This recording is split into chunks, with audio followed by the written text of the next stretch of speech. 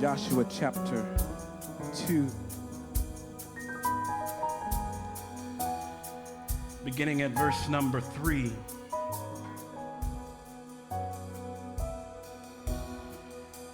We kicked off last week the series, The Miracle of Momentum, and we're going to spend a little bit more time with Joshua. Joshua chapter 2, beginning at verse number 3, it says, the king of Jericho sent this message to Rahab. He said, bring out the men who came to you and entered your house, because they have come to spy out the whole land. But the woman had taken the two men and hidden them. She said, yes, the men came to me, but I did not know where they had come from. At dusk, when it was time to close the city gate, they left, and I don't know which way they went. Go after them quickly, you may catch up with them. But she'd taken them up to the roof and hidden them under the stalks of flax she'd laid out on the roof. So the men set out in pursuit of the spies on the road that leads to the fords of Jordan, and as soon as the pursuers had gone out, the gate was shut. And before the spies lay down for night, Rahab went up on the roof and said to them, I know that the Lord has given you this land, and that a great fear of you has fallen on us, so that all who live in this country are melting in fear because of you. If you drop down to verse 12, it says, she says, now then, please swear to me by the Lord that you will show kindness to my family, because I have shown kindness to you. Give me a sure sign that you will spare the lives of my father and mother, my brothers and sisters, and all who belong to them, and that you will save us from death. Our lives for your lives. Joshua's men assured her, if you don't tell what we are doing, we will treat you kindly and faithfully when the Lord gives us the land. So Rahab let down by a rope through the window, for the house she lived in was part of the city walls. She said to them, go to the hills so the pursuers will not find you. Hide yourselves there 3 days until they return, and then go on your way. Now the men had said to her, this oath you made us swear will not be binding on us, unless when we enter the land you have tied this scarlet cord in the window through which you let us down. And unless you have brought your father and mother, your brothers, and all of your family into your house. Verse 21 says, agreed, she replied. Let it be as you say. So she sent them away. They departed, and she tied the scarlet cord in the window. That's enough. That's enough right there. Be seated in the presence of the Lord. Family, if you've been around for a little while, church circles, you might have heard this story before. Joshua fought the Battle of Jericho. The walls came tumbling down. You might have heard that song. It's a powerful story. In fact, just last week we talked about Israel crossing the Jordan. Well, what awaited them on the other side of the Jordan was the city of Jericho. It would be their first battle in the promised land. And Jericho was the gateway, the front door to all of Canaan. And so militarily, it was the front door to the rest of the region. So Jericho was, for that reason, very important and a deeply strategic military stronghold. And as such, it was fortified. It was fortified. It was surrounded by incredibly dense, thick walls that were believed to be impenetrable by human standards. But God told Joshua, y'all just do what I tell you to do. I'm going to take care of it. He said, just do what I tell you to do. Joshua 6, 2-5, he tells Joshua, see, I have delivered Jericho into your hands, along with its kings and its fighting men, and I want you to march around the city once with all the armed men. Do this for 6 days. and have 7 priests carry trumpets of ram's horns in front of the ark. And on the 7th day, march around the city 7 times with the priests blowing the trumpets. And when you hear them sound a long blast on the trumpets, I want you to have the whole army give a loud shout. Then the wall of the city will collapse and the army will go up, everyone straight in.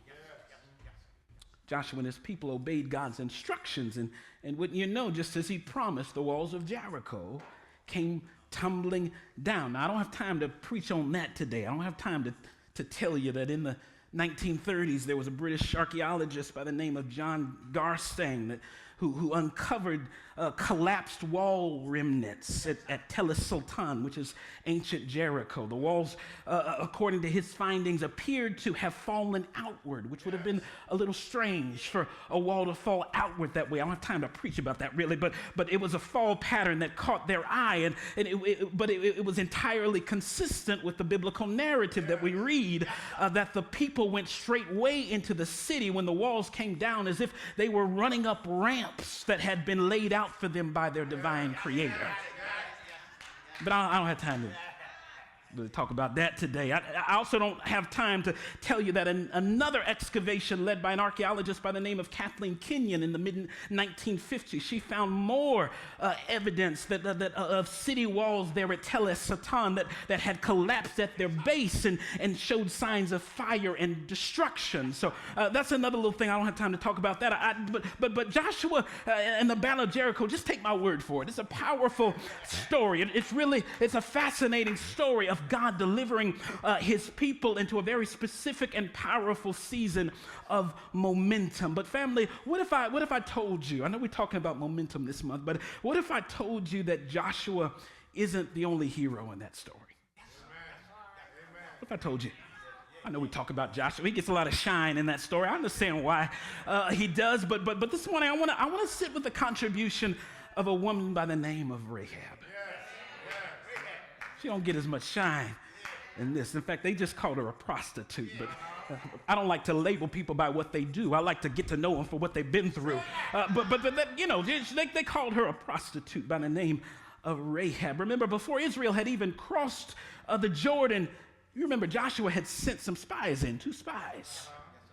Yeah, he sent some spies to check on the land, but it was a massive risk. It was because had they been caught, if the spies had been caught, everything would have been ruined. They would have been executed on the spot, and the mission would have ended immediately. Had they been caught, they would have exposed Israel's strategy and potentially brought an early attack to the army. Had they been caught, the miracle of momentum that God was unlocking in and for Israel would have been at risk. But the spies, they didn't get caught because of a woman named Rahab. Rahab, she protected them, she housed them, she hid them, she gave them safe passage by which to escape. And because of her, they were ultimately able to make it back to camp. But don't miss this. On their way out the city, Rahab made the spies make her a promise. So I'm gonna let you go, but I need you to just give me just one more minute. She needed to have them make her a promise. She was no general, but she could see what was going on, what was about to happen. So before she let the spies slip out, verse 12 says, she says, "Swear to me by the Lord that you will show kindness to my family, because I have shown kindness to you. Give me a sure sign that you will spare the lives of my father and my mother and my brothers and my sisters and all who belong to them, and that you will save us from death." And they said, "Rahab, we're going to help you, but we need to make something abundantly clear. See, these walls are going to come down. The army's going to rush in. It's going to be chaos in the city. They're going to destroy everything they see. It's going to be fast and furious. So you need to understand something." This is verse 18. They said, "Unless you have tied this scarlet cord in the window through which you've just let us down, the oath you made us swear will not be binding." So she sent them away, and she tied the scarlet cord in the window. Now, family, I need us to appreciate for a moment how incredibly dangerous this was for her. I need you to appreciate that. By hanging the cord, she was committing treason against her king and her people. The king had already questioned her about the rumor that she'd housed enemy spies, so there were probably eyes on her. She was risking her life and her family's lives. Anyone could have seen the cord and suspected her, but she did it anyway. And from the moment Rahab had hid the spies in her house to when the walls of Jericho came down. Actually, from the moment that she released the spies from her house to the moment when the walls of Jericho came down, there were 12 days. That's a lot of days when you got a target on your back. There were 12 days, 3 days while the spies hid in the hills after Jericho, 2 days for Israel to cross the Jordan and set up camp on the other side of the river, 7 days of marching around Jericho until on the 7th day God brought down the walls. That's 12 days. 12 days to get caught with her cord. 12 days to second guess her decision, 12 days to put her family at risk, 12 days. It was 12 days, but scripture says when the spies came into the city, they looked up and that cord was right there where they left it in the window. Family, something about that caught me this week as I was studying. Something about that caught me, and it wouldn't let me go. Something caught me about the fact that as important a figure as Rahab would become in the life and the legacy and the history of Israel, and we'll talk about that, as important a role as she would eventually play in becoming a direct descendant in the lineage of Jesus, which we'll talk about. That's not why we're still talking about her today. We're talking about Rahab because of her courage and her cord. That's why we're talking about her right now, because she had courage and she had a cord. And I'm going to borrow that for just a few minutes. I just want to talk about that for just a few minutes. What can God do when he's got somebody with some courage and a cord? What can you do? What can he do with his people when they have some courage and they're willing to use their cord? Don't miss it, family. In this season, you're going to need both your courage and your cord. You'll need them both. Moments are coming, if they've not already arrived in your life, that are going to relieve you of the luxury of walking the line. These moments, they're going to relieve you of the illusion that you can have it both ways. They're going to relieve you of the willingness to settle for empty platitudes and performatives in terms of your walk with God. Why? Because when Jericho shows up and the walls start falling down, all of those things will feel like sinking sand. My prayer for you is that in those moments, you will have time, you will find your courage and your cord. I need you to find the courage to reach for your cord when the walls start falling down. I need you to find the courage to reach for your cord when things start going crazy in your life. I need you to find the courage to grab and display your cord when it costs you something. What is my cord, Pastor? Well, just like it was for Rahab, your cord represents the decision you made to escape Jericho. Your cord represents the choice you've made to leave your old city behind and join God in his Canaan conquest. Your cord represents the covering you've asked for and received by accepting the invitation of a God who loves and sees you and is inviting you into better. Just like the lamb's blood on the doorpost of the children of Israel as death angel passed over, your cord, your decision, your choice to ask God to save you from the city is your covering to rest under as the chaos ensues. Family, the reality is Jericho's walls are going to come down. That's just what walls do. They're going to come down. You can see it all happening around you. I don't even need to go into this week. You can see it happening all around you. The foundations are shaking. The structures are on fire. Bricks that once stood tall are laying in heaps. And the question is, do you have the courage to reach for your cord when the walls start coming down? To stand under the covering of your window and watch God move. I believe godly momentum is reserved for the courageous. I believe there's some things that God wants to and will and is doing in this season, and he's looking for some courageous people. People that don't get all wound up when they see the world winding up. People that don't get all frustrated when they see the world losing it. People that know how to anchor themselves in ground that is not sinking sand and does not shake. People that know how to attach themselves to something that has never moved. I told you last week, Aristotle talked about the unmoved mover. We have a God who set things in motion, and he is not moved by a thing, and we can anchor ourselves in him. You have the courage to reach for your cord when you need it. Last week we launched this new teaching series, The Miracle of Momentum, and there are all these little moments in your life that God has placed there to trigger momentum. They feel uncomfortable sometimes. They look like trouble. Sometimes they feel like problems. They feel like obstacles. They feel like pain. Sometimes they're disruptive. Other times they're destructive. But they're there to trigger these little God-ordained moments called momentum. These moments where God pushes you to the next version of you, where he instigates you and stirs you up and allows you to stand in the place that you're supposed to stand. It's momentum. It hurts, but it'll push you. It hurts, but it'll form you. It hurts, but it'll make you. That's what Paul was talking about when he sent a letter to his young mentee, Timothy. He said, don't let them talk about you because you're young. Don't let them disregard you because you're young. He says later, I want you to stir up the gift that was put on the inside of you in the laying on of hands. I want you to stir up the gift. I want you to stop being stirred by everything, and I want you to stir up what's on the inside of you. I want you to stop being jostled by everything, and I want you to jostle what's on the inside. Jostle what God has placed on you, because he's placed it in you to allow you to do what he's called you to do with your life.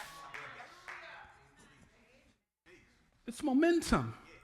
And it's reserved for the courageous. Last week we talked about the fact that godly momentum is rooted in consecration and fearless obedience and accelerated expectation. Pastor, how do I master the miracle of momentum? You have to consecrate. You have to walk in your godly distinction, your difference, what makes you actually a follower of Jesus. I'm not talking about bumper stickers or t-shirts. I'm not talking about Christian culture. God knows I'm not talking about anybody's flag. I'm talking about people who open up the Word of God and know how to read it and apply it and plant it.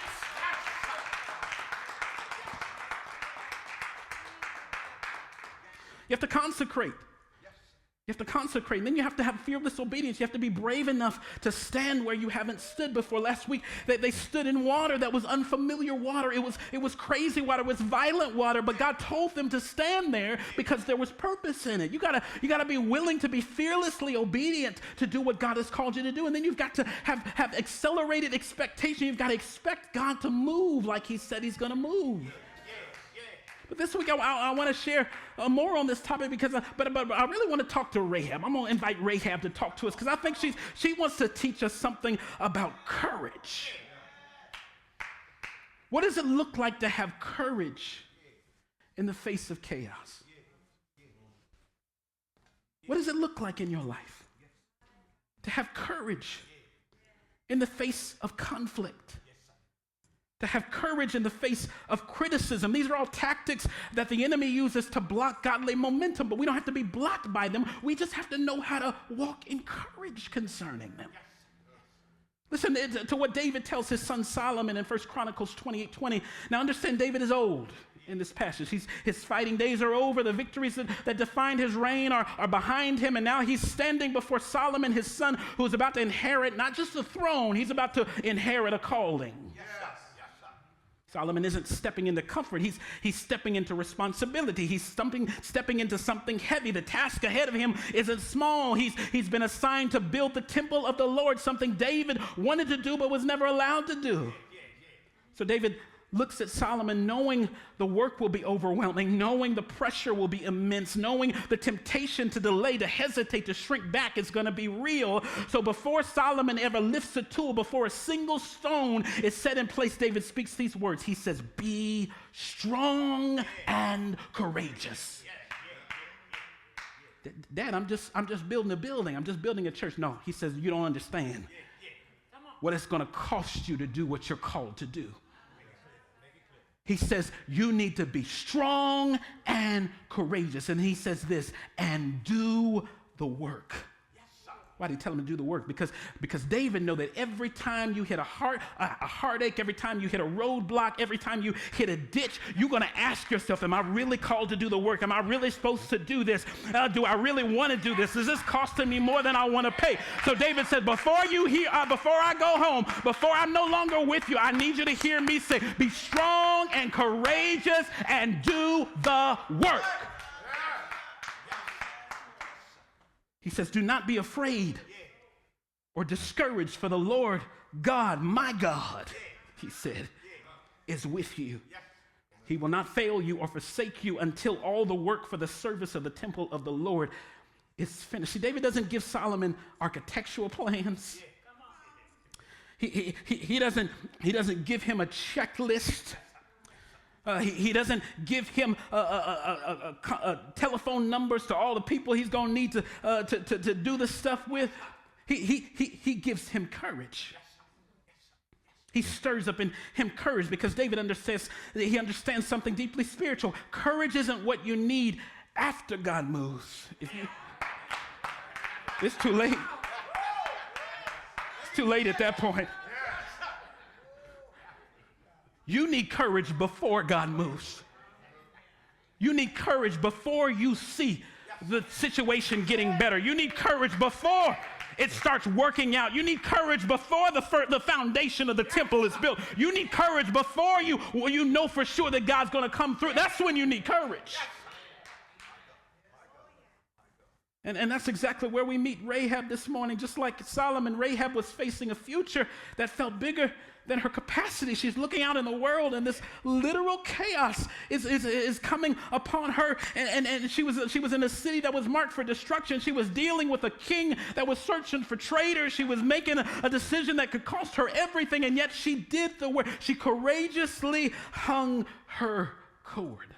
I know that might seem like a small thing, but she did the work. She hung the cord. Pastor, what can we learn from the courage Rahab had that helped her hang her cord? There are 3 quick gifts of courage that I believe unlock godly momentum, and we're done for today. 3 quick gifts of courage that I want you to really ingest and take with you as God works with you to unlock what he's unlocking in your life. Because family, understand there's a miracle that unlocks momentum, and I believe is activated, at least in part, by your godly courage. So here they are. I'm going to give them all to you. And we're going to break them down. The first is courage discerns. Courage discerns. And then courage draws. And then courage dwells. Courage discerns. Courage draws. And courage dwells. Look at Joshua 2:9-12. It said, Rahab said, I know that the Lord has given you this land, and that a great fear of you has fallen on us, so that all who live in this country are melting in fear because of you. You have heard we have heard how the Lord has dried up the water of the Red Sea for you when you came out of Egypt, and that you did, we heard about what you did to Sihon and Og, the 2 kings of the Amorites east of the Jordan, who you completely destroyed. When we heard of it, our hearts melted in fear, and everyone's courage failed because of you. For the Lord your God is God in heaven above and on the earth below. Now then, please swear to me by the Lord that you will show kindness to my family. Family, notice, everyone in Jericho had heard the same report. Everybody. She just told her. We all worried. We all scared of y'all. Everybody in Jericho had heard the same report. Everyone felt the same fear. But only Rahab had discerned what to do with it.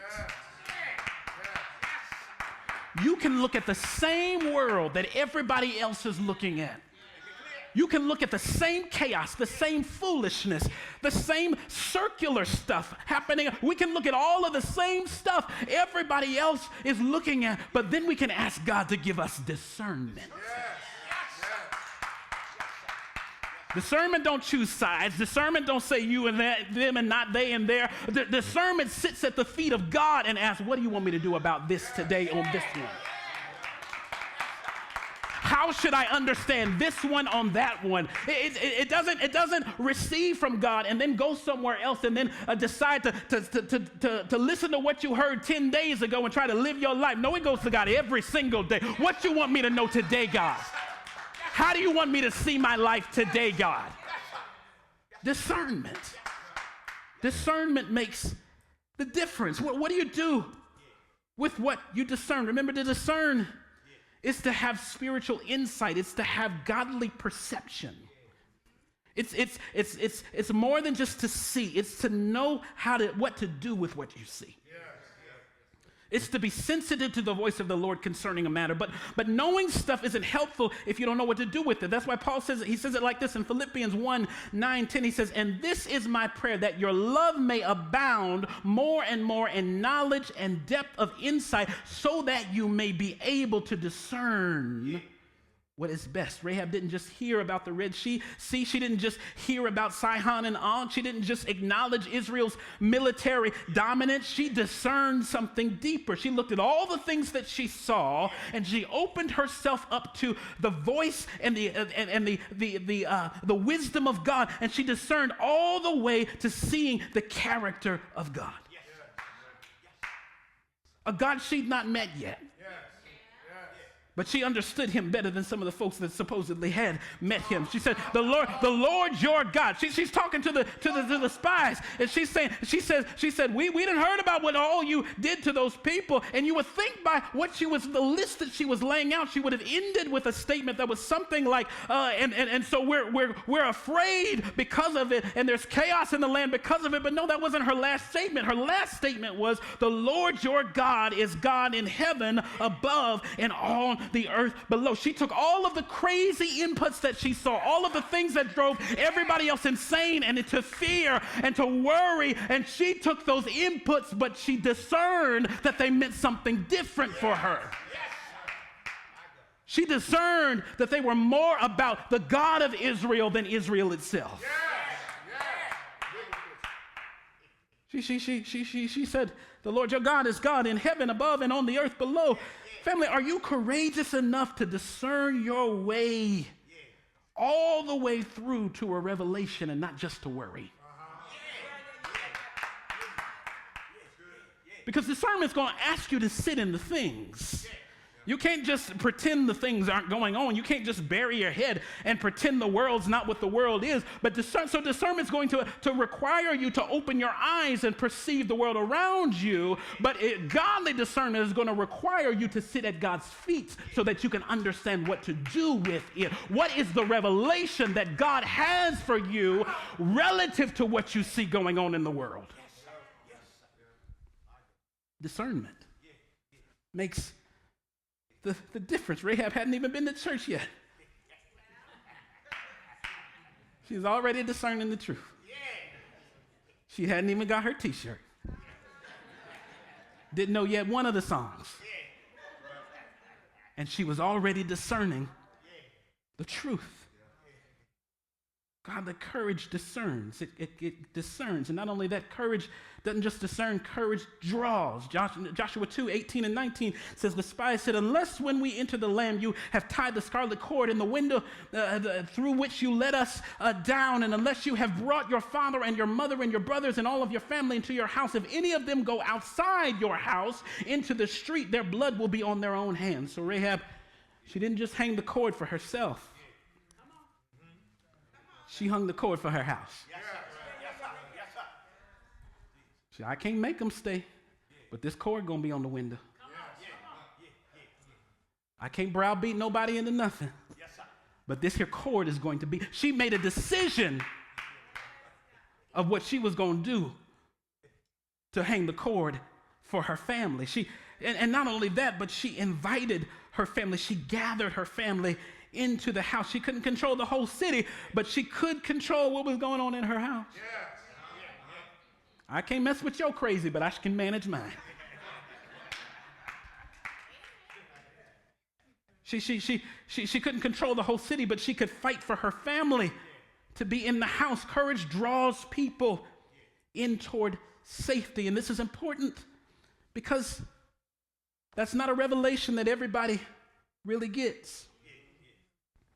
Because everywhere else, it's actually chaos that divides family. It's worry and anxiety that divides homes. It's problems and circumstances and issues and conflicts that has everybody running to their corners. But courage draws. We don't have to necessarily agree about everything. We don't have to be on the same page about everything. But this courage is going to draw. It's going to draw. Everybody that should be in the house is going to be in the house. We're going to have enough courage to sit with each other in the middle of this chaos. Did you know that sometimes you just have to decide, I'm going to be courageous enough to sit with you even when I don't like you? Yeah. I'm going to have to be courageous enough to get over my stuff and be with us so that we can be safe, and we'll figure it out over time. That's another dimension of courage, when it drives you to draw rather than to repel. When it drives you to draw in and not to judge away. When it drives you to love on somebody in a real way. Courage draws people in towards safety. It draws people towards hope, towards what God is doing. It says, come close. It says, let's stay close. Rahab's courage, she wasn't willing for her cord just to protect her.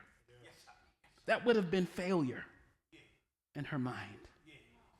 It would have been easier, but it would have been failure. She was unwilling to settle for not drawing. So she didn't just, her courage didn't just protect her, it created a space for her family to be saved as well. Proverbs 14:26 says it like this. It says, whoever fears the Lord has a secure fortress, and for their children it will be a refuge. It doesn't matter if you have a secure fortress and nobody's in there. You've built nothing if you've got an empty castle. Whoever fears the Lord, it says, has a secure fortress, and for their children it will be a refuge. Courage is there to build refuge, to build a hiding place, to be a safe place for people.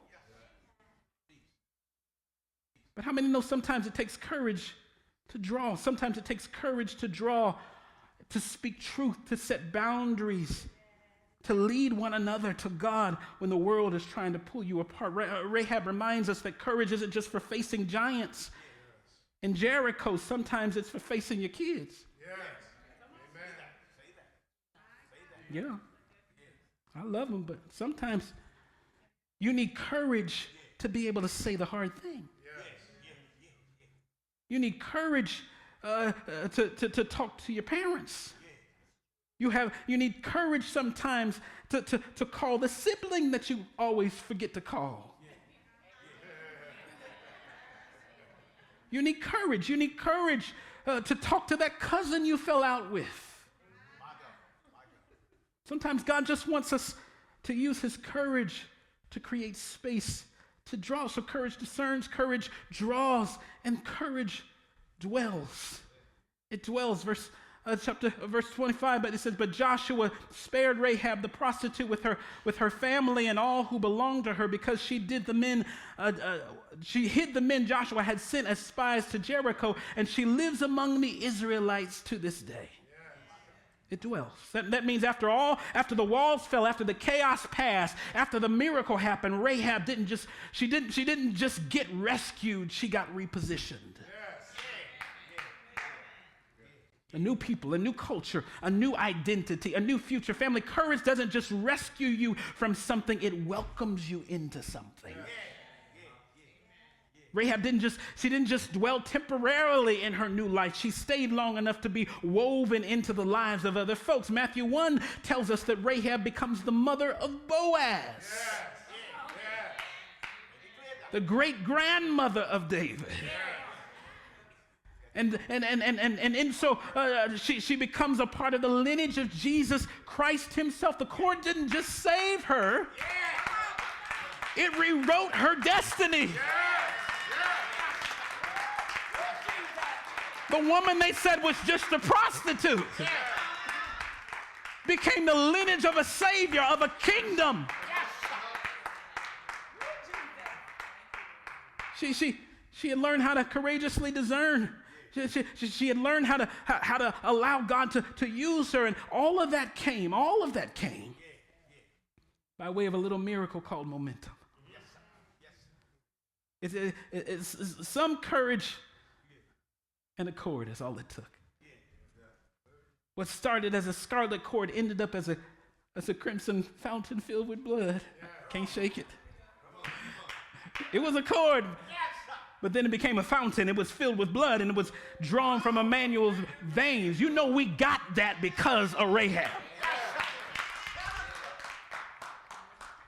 It was a scarlet cord, but it was foreshadowing the red blood that would fall and would cover a multitude of sins.